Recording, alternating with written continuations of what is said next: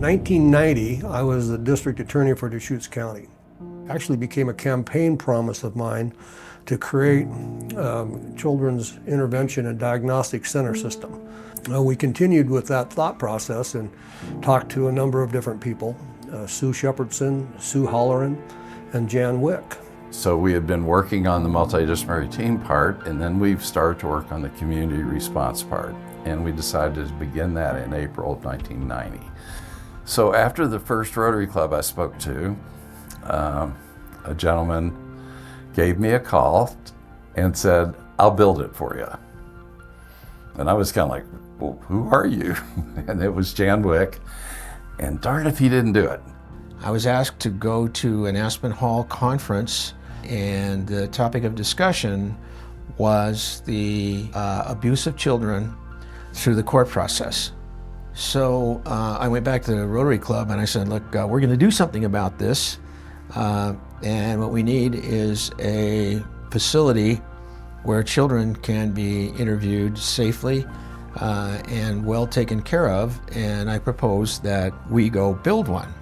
They didn't call it a kids center, they just called it an advocacy center because it was a place to bring kids that might have been abused, and they could talk about what had happened to them in a friendly environment, and that we didn't really have anything like that because everything was kind of disjointed, and it took several years of all of that before this idea of the kids center came about. And so there was a group of people that said, okay, you know, maybe we can do this, and Rotary Club came up with the idea that they could get behind the project, they could raise money for it, and they could build the center. We had the cooperation of where to build it. It came through the Children's Foundation that they had this piece of property. They were willing to give us the land to build the building on. The building of this building was this tangible, visible thing happening in the community.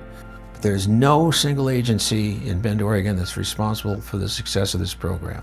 Plumbers, electricians, supply houses, labor, Central Oregon Community College,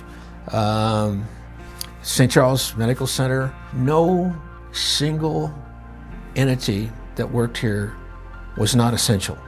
Oh, when I think back to how this project started through the Rotary Club, I remember a lot of the spouses of members of the club would come and help too.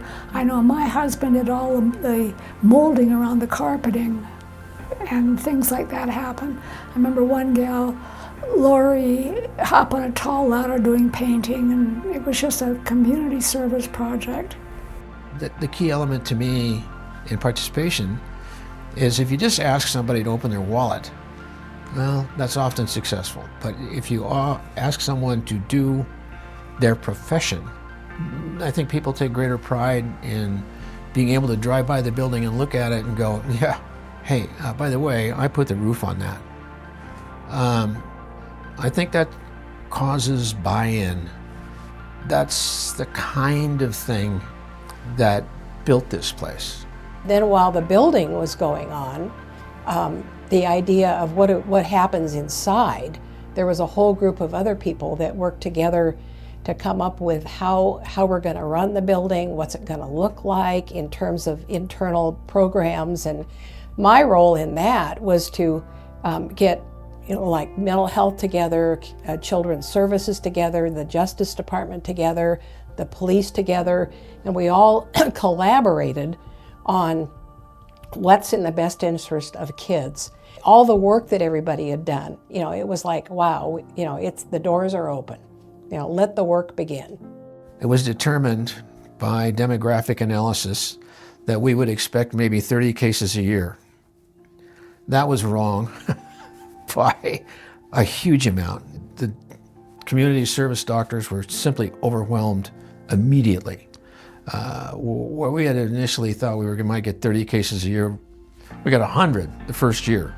From then on, it was just a cascade of more and more and more people who required the services that this organization offers. Kids Center provides a service that cannot be done elsewhere, is not done elsewhere, is in fact a leading center in the United States in protecting children. Helping children should be on the top of everybody's list. If we can save one child, we're successful. If we can save a dozen or 24, or hundreds, we're even more successful. And it takes the community to do that. The people that work here and the interviewers and the doctors and the staff, they do a tremendous job. And I can't thank them enough for the work they do. Maybe I had a little role in kicking the ball down the hill, but there was a band of angels protecting that ball and keeping it going to the fruition of what we see today, and it continues today with high quality staff and continuity. And in terms of addressing that pool of victimized children, what an amazing thing we've all done together.